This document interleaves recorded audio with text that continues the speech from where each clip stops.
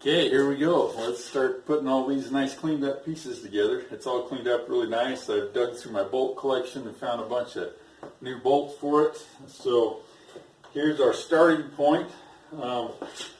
We'll take this part right here, the head part, and you're not going to be able to see what I'm doing here. So the leg part goes here, the one. And then what I found out is our third leg part goes down through here, and we actually have one bolt that holds all this together right here where my little finger is wiggling, okay? So I'm going to try to get that piece together here. I don't know if you'll be able to see it that well, but that's the first step to putting the whole thing together. And interestingly enough, I found that since this was a Chinese-made tool, that all the threads in it are metric, and I've been having to fight that to find the right bolts, and now they're not going through there the way that they're supposed to. Maybe. Yeah. Looks like I'm going to have to take this apart and clean up the holes a little bit, so I'll do that, and I'll be right back to you. Unexpected glitch. Ha! When you have an unexpected glitch, you got to dig through things. Guess what? It helps if you put the right bolt in the right hole. I was using the wrong bolt, and so I found that. We've got this thing put together now, and there we go. Got it on there, and obviously this photography is not working out. I'm trying something new here with this tripod, but we'll crank all this thing together and tighten her down, and voila, there I have the framework of my free engine stand. Don't you love it? Yeah, so we'll start there. I'm going to tweak the setting on this camera just a little bit so that we can get a little bit better view of what we're doing there. Yep, it clicked off on us, and so there we are, we're recording again. All right. So now, the next thing we're going to do, I've got the head here that I've cleaned up, so we'll put it in here. It slides in real simply, just like that. Now my bolt that I was trying to use to assemble the whole thing is actually my retainer bolt that holds it right in here. And it looks like I may have to rethink that one. But anyway, that bolt will keep it from rocking side to side. Then I've got my handy-dandy piece of pipe handle there that should fit right through here. Nice fancy brass fitting on one end. It's like, who cares, I know.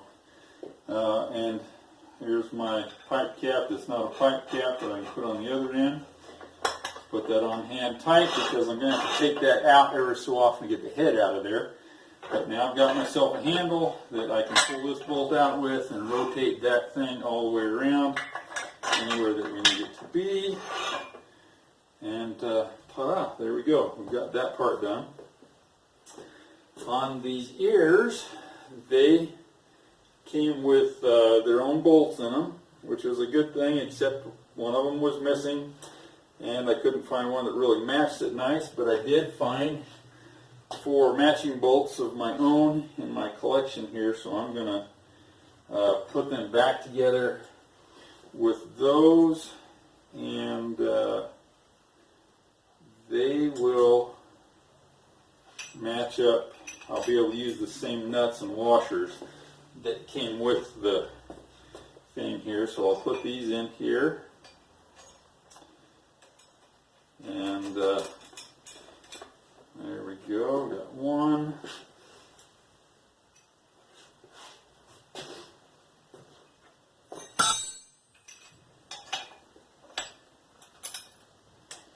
Two.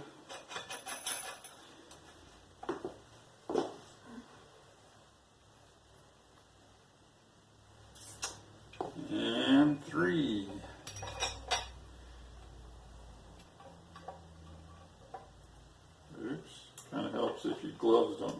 tangled up in things.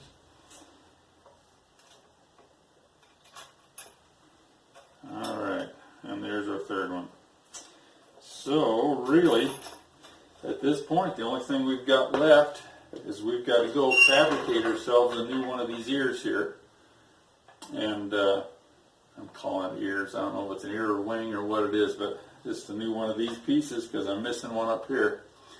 And we'll do that with, like I explained earlier, with some of these metal parts that I've got over here.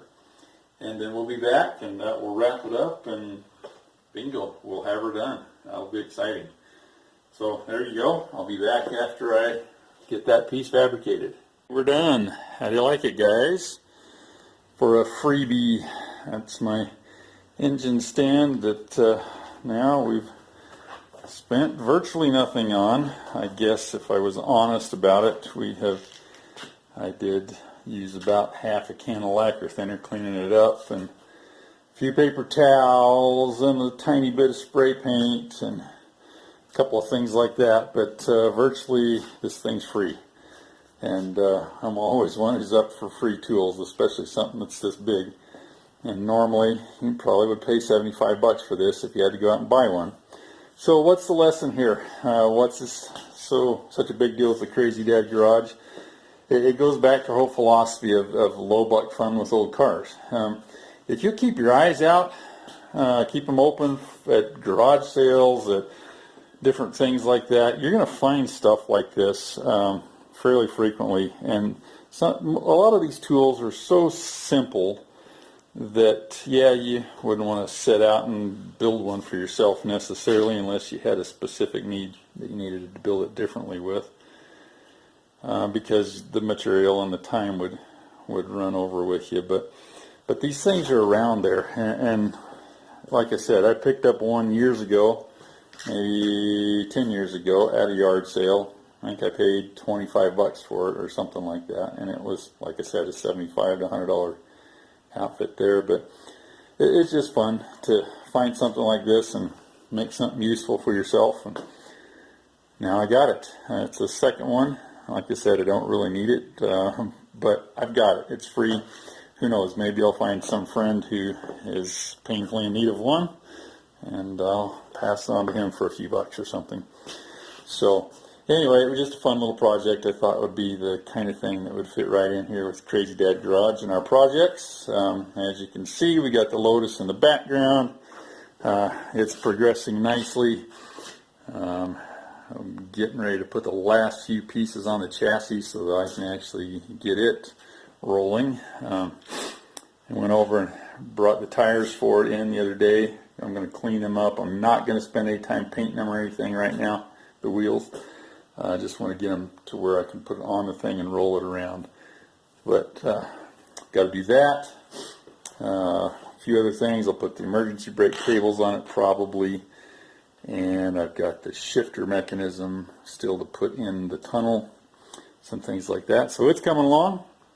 And then yesterday I actually found a short bed for the Crazy Dad bump side. And I've been looking for a good one because mine's pretty hammered. I am going to go through and do a whole video series on shortening that old bed, but I've got a better one that I can use to just drop on there. So that's going to move right up into some of the next things that I'm doing here. So anyway, just a little bit of fun and an update on the Crazy Dad Garage, and there you go, my free engine stand. Thanks to my brother Wes for finding it for me, and just for all the scrounging and my bolt bucket and everything, so I had all the right parts for it. So there we go. Talk to you later.